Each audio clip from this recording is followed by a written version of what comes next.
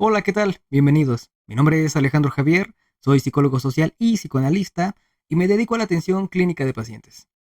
El día de hoy quiero retomar una idea que ya presenté en el episodio anterior, no en la lectura de la alegoría de la caverna de Platón, que está en otro video en YouTube, sino en el primer episodio donde hablamos del momento perfecto para empezar los proyectos, la dieta, la vida, básicamente. La idea que quiero continuar es esa especie de separación que van logrando o que fueron logrando los pacientes del consultorio cuando ponen por un lado los eventos de su vida y por el otro lo que esto les estaba haciendo sentir y pensar, interrumpiendo cada vez más la reacción automática que ya habíamos mencionado donde me pasa algo malo y me siento mal, dando chance a hacer otra construcción, otro entendimiento de esa realidad a la que habitualmente solo reaccionamos. Quiero profundizar en esta idea de la separación, porque me parece que aquí hay un montón de otros aspectos condensados que, además de interesantes, nos pueden ayudar a pensar nuestra propia relación con lo que vamos viviendo. En primera, me parece que esta separación sucede como un efecto secundario a lo largo del análisis, del trabajo terapéutico, cuando empezamos a, cuando empezamos a hablar en sesión con nuestro analista, cuando el paciente presenta una anécdota sobre un evento que lo hizo sentir mal, enojado, triste o cualquier otra emoción, y el analista nos empieza a preguntar por qué. Y profundizamos y van surgiendo ciertos detalles que vuelven el relato más complejo y que al mismo tiempo dejan de referir a lo que pasó y empiezan a hablar de lo que nosotros pensamos, concluimos, nos adelantamos, proyectamos. Básicamente, todo el conjunto de nuestras fantasías que le imprimimos a esa realidad, todo el sentido en el que revestimos a nuestra experiencia y lo que eso nos está haciendo sentir, y ahí, poco a poco, el analista interviene, interpreta, señala y nos va mostrando cómo mucho de lo que pensamos y lo que esto nos hace sentir no está tan referido a lo que pasó realmente, al evento en sí, sino al sentido que hacemos de eso que pasó. Razones que asumimos que los demás, o hasta nosotros mismos, tenemos o tienen para actuar de cierta manera. ¿Cómo creemos que son las cosas? Y las ideas son, es que soy el menos amado de mis hermanos. Claro, mi esposa está conmigo solo porque el tío que le gustaba la rechazó. Y así muchas otras fantasías. La pregunta que permite ir construyendo esa separación es ¿por qué? ¿Por qué te hizo sentir así? ¿Por qué crees que hizo eso? ¿Por qué te sientes así? Preguntarse por qué, guiados por supuesto de la intervención del analista, ayuda a echar otra luz a la historia. Y digo esto, y lo digo así, porque muchas veces cuando uno se contesta solo esas preguntas, en realidad terminamos dándonos las respuestas que ya están en nuestra fantasía, repitiendo el mismo círculo, el mismo patrón. En cierto sentido, la intervención del analista es creadora, es innovadora. Por eso, el autoanálisis no es posible.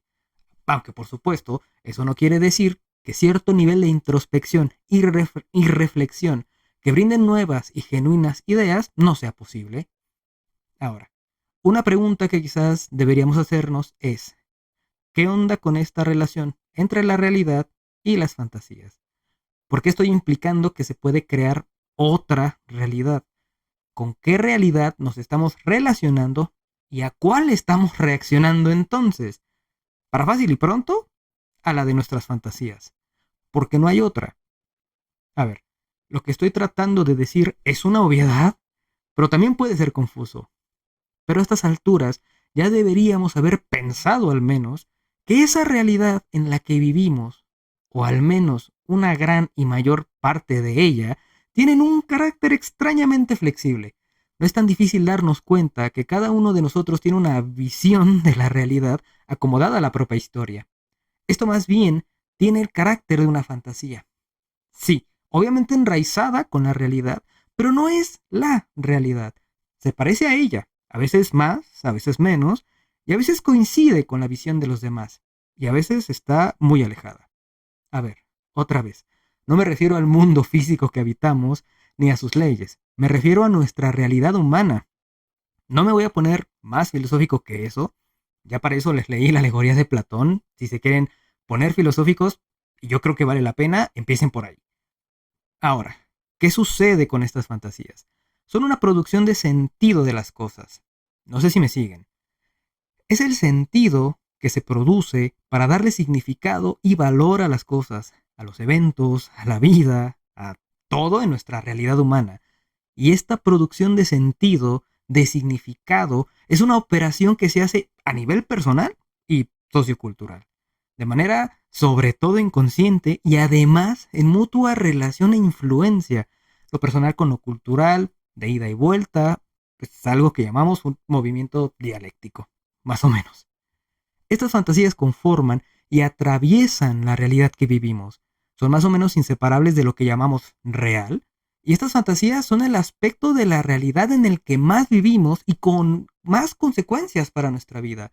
Quizás valga la pena que les diga que cuando me refiero a esas fantasías, a diferencia de cómo suele hacerse coloquialmente, no me refiero a ellas como algo negativo, como algo que valga menos que la realidad. Todo lo contrario, es lo que tenemos de la realidad. Es un aspecto de nuestra vida que vale toda la pena explorar porque son lo que le dan forma a nuestra vida. Y si uno quiere cambiar la forma de su vida, vale mucho la pena preguntarse cómo se están construyendo esas fantasías y por qué. Lo poco que podemos arañar de la realidad ya está profundamente entrelazado con nuestra fantasía. Los aspectos de la realidad que podemos medio observar son alcanzables no a pesar de la fantasía que construimos sobre ella, sino gracias a ella. Quizás un último comentario sobre este tema de la realidad y la fantasía, al menos por hoy, es para ampliar, reforzar la comprensión de aquello a lo que me refiero cuando hablo de fantasías. No solo se trata, sí, de las ensoñaciones diurnas. Abarcamos en realidad casi cualquier producción de sentidos y significados. La idea es imágenes que se articulan con palabras. Y lo voy a repetir. Imágenes que se articulan con palabras. Mastíquenla. Insisto, aquí no usamos el término fantasía de manera peyorativa, como si describiéramos algo que es contrario a la realidad.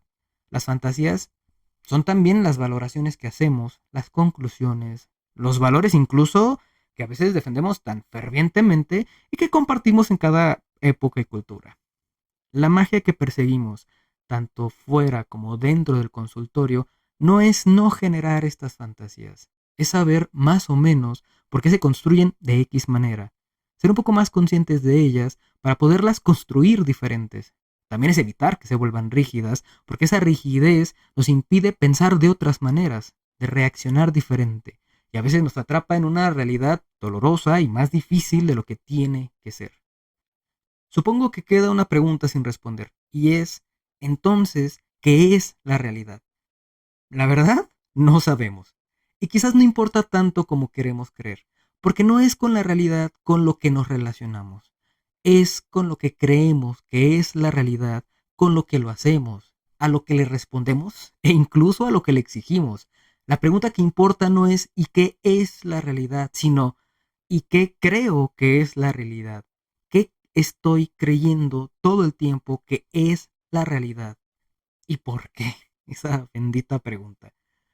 En gran medida, la verdad es que la realidad no nos importa mucho, siempre es lo que pensamos de ella lo que nos gana, y si no me creen, quizás basta un simple ejemplo. Alguien nos ha hecho daño, algo que hizo nos ha lastimado y nos pone tristes y enojados. Al cabo de un tiempo, descubrimos que la persona no tenía ni idea que esa cosa que hizo nos lastimó. Quizás para él es algo sin relevancia, ni siquiera lo hizo de manera intencional, ni siquiera se le pasó por aquí la idea de que eso podría lastimarnos. Esa realidad, ese descubrimiento, ¿va a hacer que cualquier rastro de dolor o resentimiento que hayamos guardado se cure? No, generalmente no. Es más, vamos a seguir rellenando el episodio con nuestra propia producción de sentidos.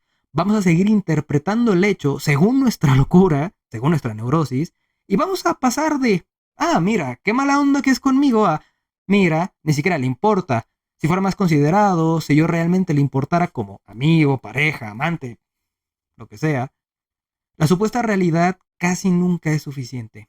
Nos importa lo que eso nos hizo sentir y lo que nos está haciendo pensar. Y está bien, es medianamente inevitable, es estructural de cómo funciona nuestra mente. Por eso, en el consultorio, cuando se produce esa separación de los hechos por un lado y lo que me hacen sentir y pensar por el otro, el trabajo no se enfoca en desentrañar qué fue lo que realmente pasó. La realidad queda medianamente inalcanzable y mucho más para el analista que tienes enfrente, que ni estuvo ahí ni tiene manera de saber.